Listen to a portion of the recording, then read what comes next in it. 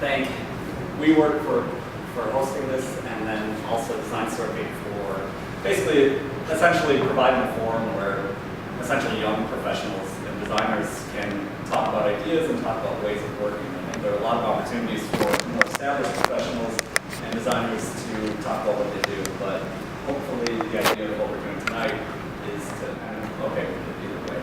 But in general, as June mentioned, I'm going to talk about computational design, kind of as a starting point. And you know, it's a term that you hear a lot, and it kind of begs a definition. In a way, what I'm hoping to do tonight is avoid the definition in the beginning and try to approach kind of a definition through a series of projects that I've had the opportunity to work on in New York City with a variety of different contexts.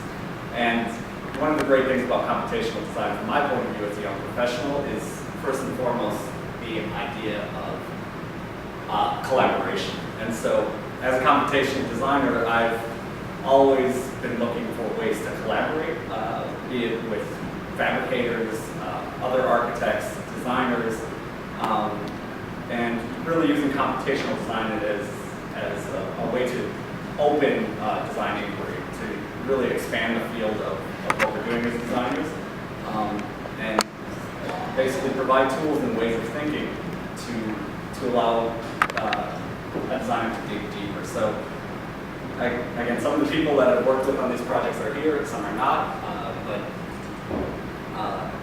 in general, again, I know a lot of people here are not that versed in computational design. It's going to be very little nerdiness. That's going to be the number one goal. But one thing too that I think is kind of one of my favorite expressions when you do an introduction to computer science type thing is the idea of GIGO, which is short for garbage in, garbage out. It's a very quick way of saying that when you're making a computer program, the computer just does what you tell it to do, right? And so it doesn't really give back. And so when you're making a function, when you're making an equation, it really has to do, the outputs you get have as much to do with the inputs as anything else. And so that's why these collaborations have been so key. For me, it's always a matter of getting the expertise from the people who really know what they're doing and working that into a workflow to get out outputs that you otherwise wouldn't expect. And so, as you saw, there are a lot of little caliper symbols on this one. And that's because for the majority of my time in New York, I've worked at Caliper Studio, which if you haven't heard of this place, it's kind of an amazing little operation in Williamsburg, Brooklyn. Pavel, my friend who's here, was a coworker of mine at Caliper Studio. It's essentially a small architecture office and also a fabrication studio. So the nice thing about Williamsburg, Brooklyn, is it's one of the last places in New York City that allows this type of use, really within the city, where you could have an architecture office upstairs and actually be welding things downstairs. For people who maybe aren't from New York or are just new to the city, essentially what we're talking about is right here, kind of on Metropolitan Avenue in Williamsburg, really close to the water.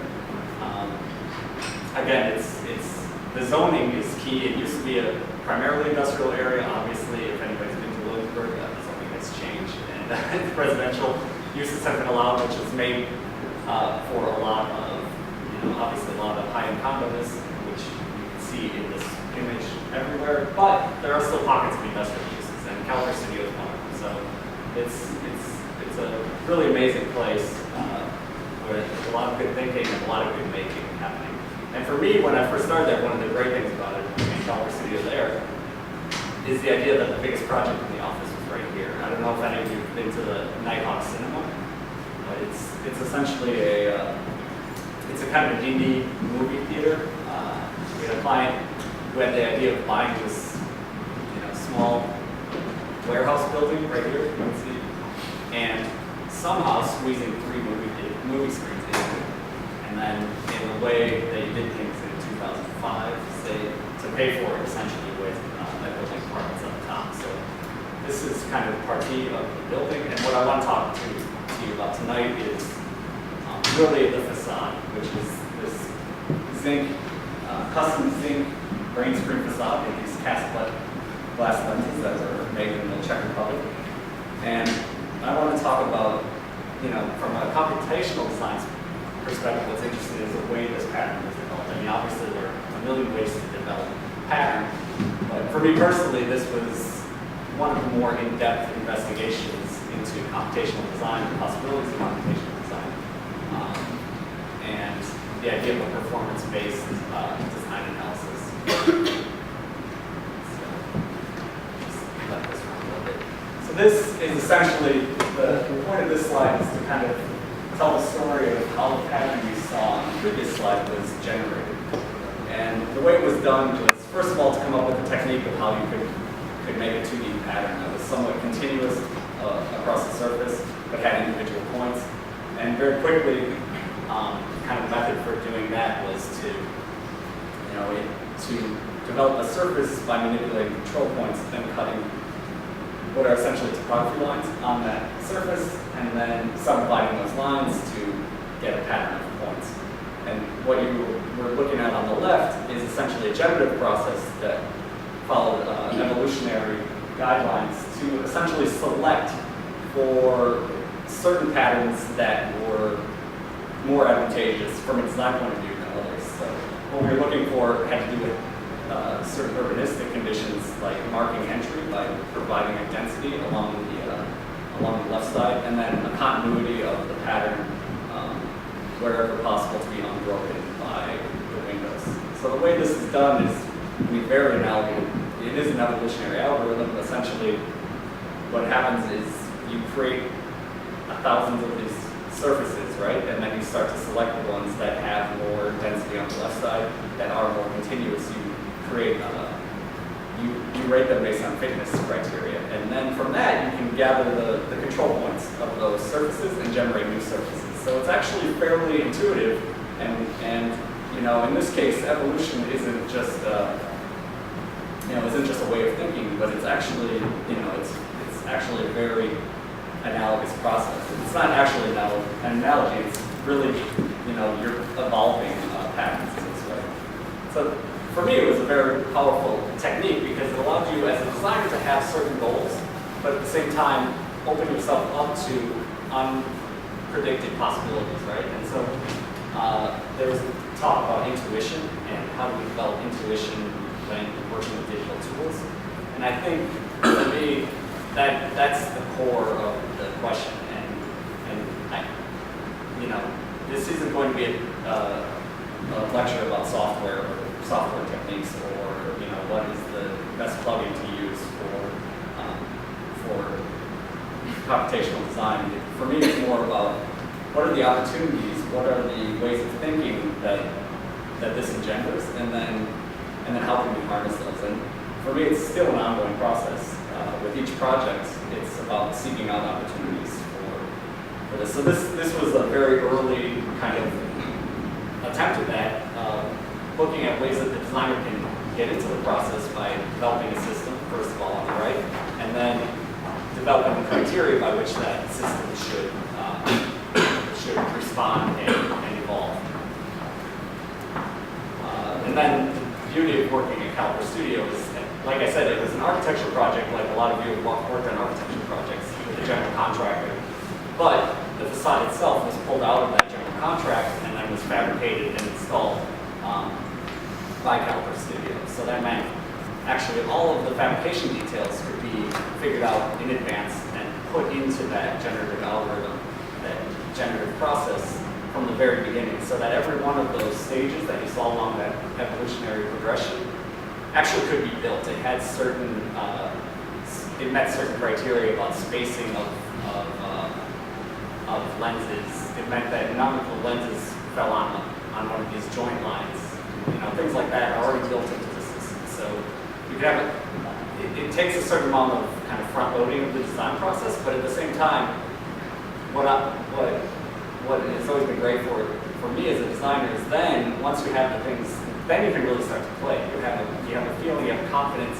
At the same time you're doing this, you can be doing mock-ups to make sure all of your assumptions are correct from a fabrication point of view, and then just keep playing with your design. And so that's something also that kind of brought the idea of a level of abstraction. So a level of physicality and then a level of abstraction that can work together in kind of parallel tracks. And then, of course, the kind of part of computational design that can't be denied is just the automated aspects of it. In which case, again, every generation that you saw of the thousands of patterns, at any point, you could run a subroutine and get the 247 flat files to be sent to the laser cutters. So that means you can evaluate the overall pattern of the facade from a design point of view, but you can also be evaluating essentially this set of files for cost of laser cutting and CNC time, things like that that actually, in the end of the day, relate to the cost of the facade. The budget for this facade was something Pablo and I know, and it's something we probably shouldn't share with the rest of the room, but it was done on a shoestring budget but at the same time, allowed for what was essentially a very young architecture office and kind of a new client and developer to do something pretty amazing, given what was there and from the outside.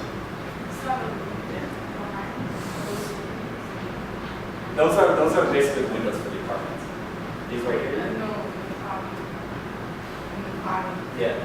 She said you were talking about when you're opening some. Yes, exactly. So I should have brought. I have one of these lenses, but the lenses themselves are basically cast glass pieces with a shoulder that gets kind of glued onto the back of the panel. So the laser cut file itself had to have the holes for the separate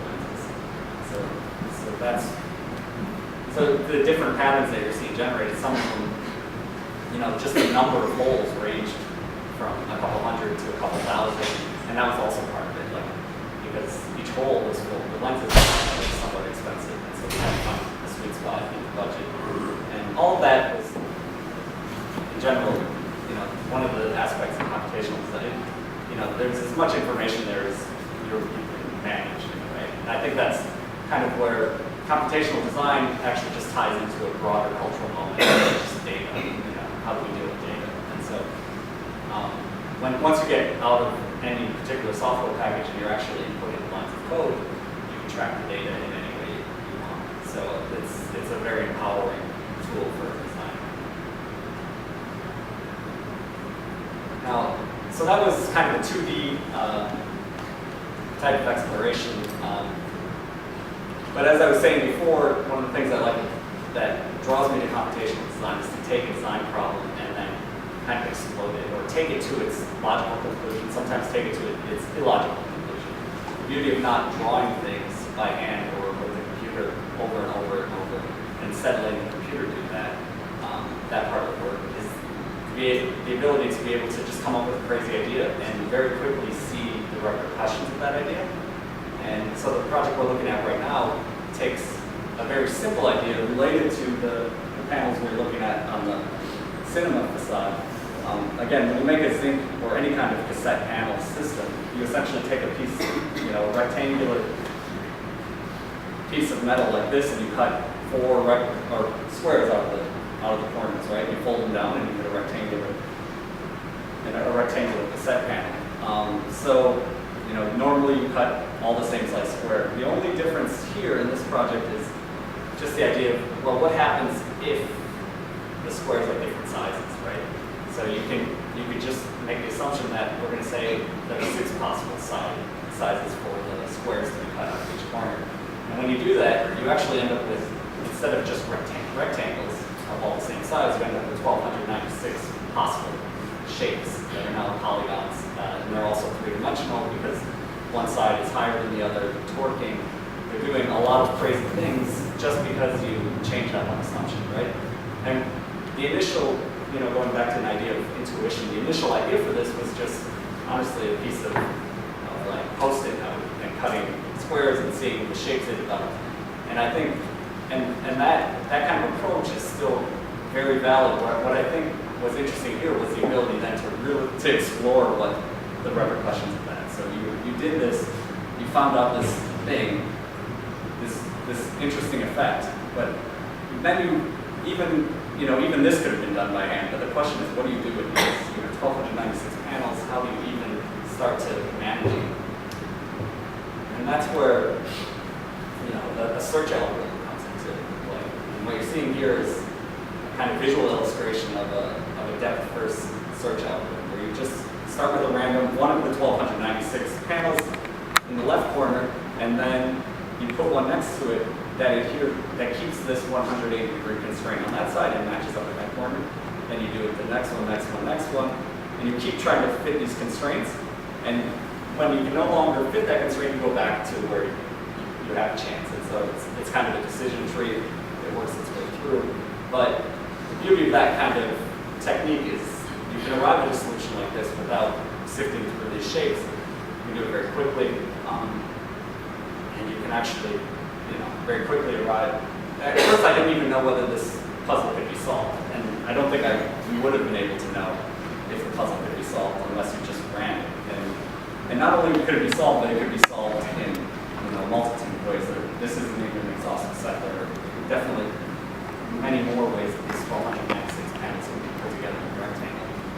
But then, so you do that, you explore, you figure out, and then I think that's where the designer comes back in and you start to evaluate what you've made. You start to look back and you find that there are certain symmetries that you weren't expecting. That because of these rules that you've put into play, there are only certain ways that the tiles will fit together and not other ways. And then that's where, in this project, it was really as straightforward as finding those symmetries, finding what was interesting about the system, and because we were limited to making one project, deciding which of those configurations brought out those symmetries in the best way. A little talk about scale in computational design. In general, one of the beauties of working with code is the ability to break things down into functions, to scale things up, scale things down, even keep units completely out. And essentially, you can make things as abstract as you want to. Whereas this is very physical. This project actually started out, essentially as another cassette panel facade for a project that didn't get built. So we got developed to a certain conceptual level here, and then this project for kind of an art installation came, a year later, essentially. And then that was an opportunity to then focus on the craft of making these things. So there was those 2D representations of what those panels are. It's a very different thing than to bring it into the shop and figure out how to, essentially that these panels can be made that can fit into these configurations, but how do you do it? And in this case, essentially what we did was a quarter, and Pavel was very involved in this part, is essentially a 1/4-inch thick, mild steel plate that's laser cut with all these holes. And then, the simple proposition of cutting the different squares on the corners gets a little bit more complicated as you start to develop these tabs to fold over and then attach to that backer plate. But in the end, the beauty of this project was this is all pre-finished stainless steel, and everything was put together in a matter of a day or a day in the shop. Once they came, the panels came pre-laser cut and actually pre-bent to a certain degree, and then in the shop they essentially pushed them back to develop the torque and then bolted them to the backer panel. And a pre-polished stainless steel has protective coating on it, so we brought the whole thing to the site, put it up, and then the real beauty happened when we started to take off the protective film bit by bit, and that's where you start to get to moments of kind of unexpected and beauty, where there was an expectation that there was a torque to the panel. It would do some amazing things with light, shadow, and reflection, but to see it with in this particular courtyard with that particular tree on a sunny day was really amazing. In order to make this kind of design and movement, right?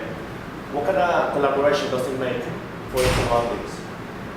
What kind of collaboration is involved? I mean, the nice thing about Caliper Studio, like how it benefits this area? How it benefits the surrounding area. Well, this one itself it's basically a private backyard, so it was for a private client. It wasn't Is that what you're asking? Or is it also about the collaboration in general?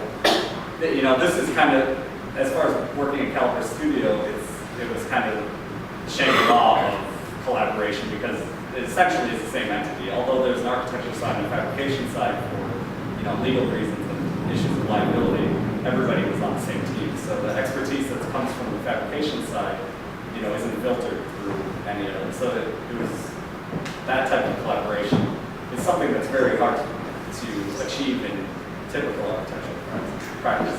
It's something, you know, I've struggled with in other contexts. One of the most interesting parts about this one is that when we went to mock-up stage of polished stainless is that it acted in exactly opposite way than we expected from the model. When we pre-stressed the stainless by bending the corners and welding it together, it puckers outwards instead of inwards, which is like the most optimal surface of revolution.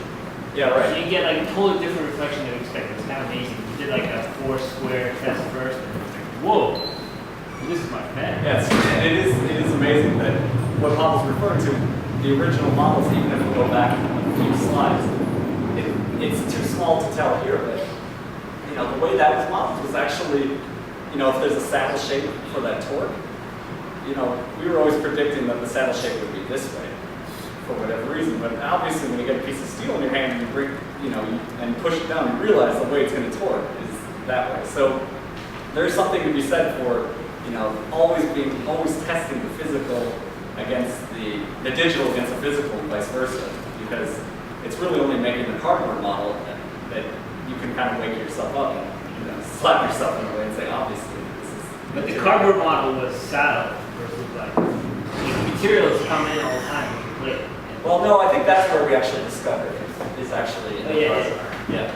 So we had anticipated it by that point, but yeah. So they just made those flat pieces. They were laser cut as flat pieces, and then, yeah, and they were bent along those lines. And then, So you guys bent them? actually, that was done that was outsourced too. We could have. It's pretty simple. It's just a matter of who had the equipment to do it. And actually, Caliper Studio, if you look back to that original image wherever it was, you know, it's not a huge shop. It isn't broken. It's, you know, square footage-wise, it doesn't make sense to have a press brake in that space. So one of the beauties of how they operate is by developing this network of people who do have the specialized equipment and then gaining the expertise of how to use that.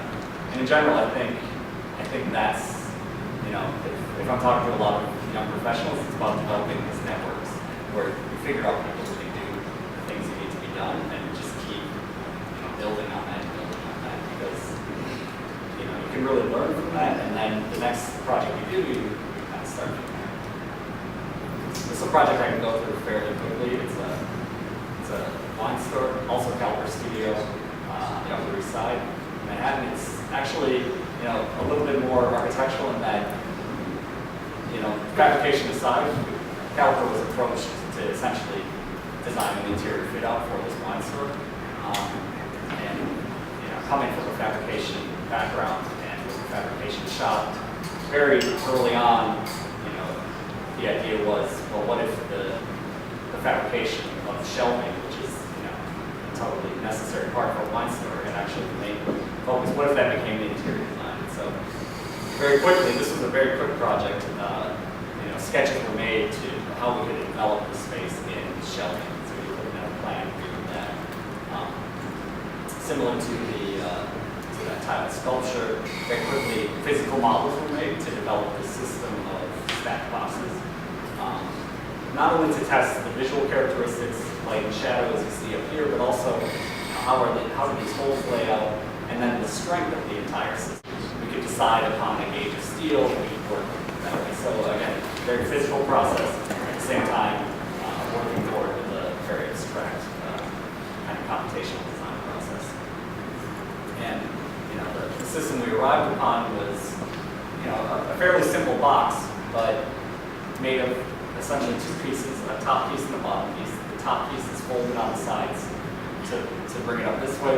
The top piece comes on top with these little notches right here, so it aligns with this guy here, and just sits right on there. And then the front here, and and this is kind of the best detail of it for me, is it would fold down to match the angle of this front piece, and not only give the overall brick, we call them, strength in this direction, because you now add a lip right there and put the material in the way it wants to be to resist bending, but also it hid an LED, a linear LED rope to highlight the product. And again, at the same time, these holes could be laid out in an automated way to allow the actual process to be fairly straightforward, one of putting in what are essentially just wood spacers between these boxes to allow them to stack. And in this one, Caliper was in charge of, had the fabrication contract, but didn't do the installation, subbed out the installation. So it was very key that it had to be a pretty dumb installation process. And although there's a huge amount of complexity with the system, by the time these came to the site, they were essentially boxes, numbered 1 to 182, I think it was, and then we had a drawing of which box went where, and they were each an inch apart from each other. So, and then the holes lined up, and that was key. So you could just put a piece of wood running the entire length of that wall, and you just screw from the bottom, up into that piece of wood, and from the top into that piece of wood. It wasn't any more complicated than that. But as a design tool, what was interesting was actually the feedback we could input from the client side. The client had worked for a long time in other wine stores, and this was his first time opening one for himself, and actually works there every day. Had very specific ideas about where you want to have the most stock and what you want to stock where. And so what you're seeing here, these gradients are essentially, they map out the depth of the shelves, and then there was another. And then from that depth, you could correlate that to how many actually SKUs or bottles of wine you can get on the shelf. So you have apparently the really cheap stuff that people just get in and get out, goes right there. The really nice stuff that doesn't move that quickly, and people have to decide if maybe 1 or 2 goes in this place. So we were able to, just by pushing and pulling the surface that generated these boxes, start to work with him and pretty quickly communicate what he was getting. And again, like I said, the outputs that you're able to go into as fine grained as he was interested in, telling the exact number of bottles that fit on the shelves and how much in each region, that type of thing. So at that point, it becomes just a matter of gauging, what type of information is relevant to the discussion. There's my story. The leaves were not Caliper Studio, but it was a fall festive decoration. And then moving on to the genetic stair, which by far, in a way, kind of takes the ideas from these other projects and puts them all into one. The idea of fabrication constraints, the idea of a generative design, the idea of evolutionary design, all of them worked into this one staircase. This design was for a duplex apartment on the Upper West Side of Manhattan, where essentially, again, Caliper Studio were the architects for the project where the clients lived in an apartment that was over here, the neighbors moved out, they bought the apartment, and they tore down the demising wall that was along this line right here, and basically turned into one apartment and put in an interior stair. They were also, one thing I neglected to mention is they were actually graphic art collectors. So very early on, the idea we had the partie of taking down the wall, bringing the two together, and having a central staircase. And then slowly the idea began to develop that maybe this stair could become, could sit alongside their art collection and become kind of a sculptural piece within the apartment. And again, as you can see, all of the discussion of computational design that I'm kind of going through today it's very much project-based. And so each one of these had to do with the realities of the project, how you can fit these into an actual project.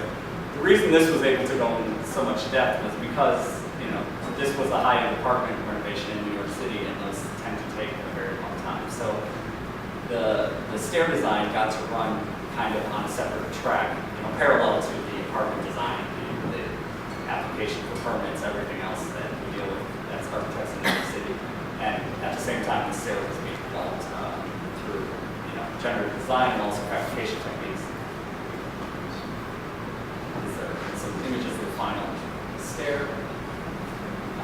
see it incredibly complex assembly. And I guess what this stair offers an opportunity to discuss, although it was one of the framing points of this conversation. I haven't really mentioned parametric design. I've talked a lot about computational design.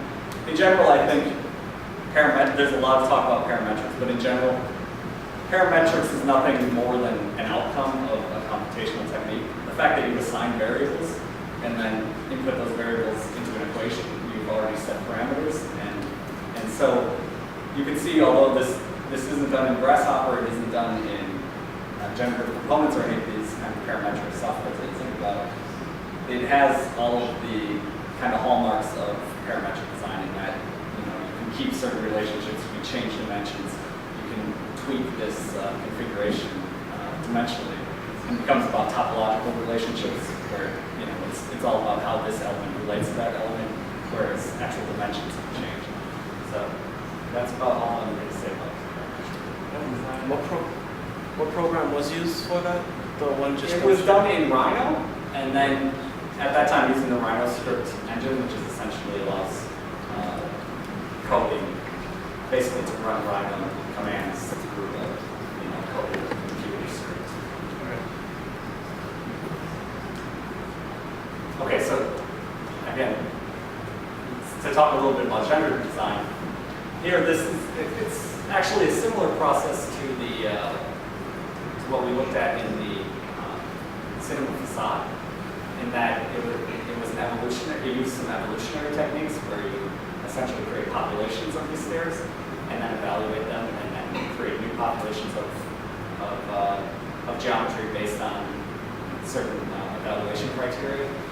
Very similar to the facade. The one thing that was very exciting about this was, rather than it being purely aesthetic or criteria, is that in this one the challenge was then to bring it out of the Rhino environment or the 3D modeling environment and into a structural software package where you could actually evaluate the structural properties of the different configurations. So if you go up here, this is all about, first thing you have to do in any generative or any evolutionary algorithm is essentially create a population. So what you see in this one is a lot of the use of the word random. You add random stuff, you do random things, you just create a population of stairs in this case.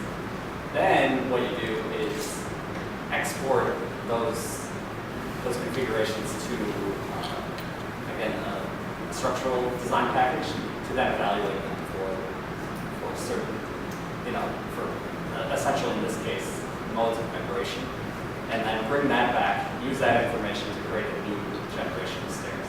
So that's, it sounds very complex, but in the end, it's, you make something, you see how it's doing, then you use parts from that and make another thing and hope it does better. So it's not really any more complicated than that. But the trick was getting it to work within the structural software. In the beginning, we thought that the main criteria we'd be evaluating would be deflection. So as you stand on this part up here, how much the stair sinks based on whether you're a heavyset person or lighter person. But in the end, that turned out not to be working with a structural engineer, turned not to be the determinant factor. In the end, it was about the vibration, about how you felt walking on that stair, and how much that vibration was attuned to a normal person's walking on the stair. So the problem is, when you're walking and you're in movement, a stair that isn't very stiff will have a tendency to actually to vibrate with you. And so as your foot falls, it's going down, comes back up as your foot goes up, and that is the thing. So it was never actually an issue of the stair standing up so much as a stair that felt stiff and felt safe. And that's what was being selected for as these generations continue. Here you can see a little screenshot of essentially it would be right in there, and then, as in, if you took, biology class and genetics, you have a crossover of chromosomes. In this case, there's a crossover of stairs. So it was as simple as taking the top half of one stair and the bottom half of another stair. that were deemed to be, you know, let's say the best of the previous population, and putting them together. So you can see this in this animation that's happening. You have the green stair. Here you have the blue stair coming in, and you take the bottom of the green stair and the top of the blue stair. Now you have a completely new stair. So you can kind of put that through the whole thing. Then you can do this over and over and over again. And the main constraint here, the main thing you butt your head up against is actually just computation. The amount of time it takes to do this, how complex are the calculations that are being done. And for me, this is what, you know, as I feel like this is a baby step, but you know, the focus of this presentation has been fairly, you know, project-based and kind of not utopian or not revolutionary in that sense, but I can't help but see a huge future for this type of design process as computation gets faster, as these kind of feedback mechanisms can be real time. I feel like, you know, this type of work is just scratching the surface of like what can be done. And to get back to the idea of craft,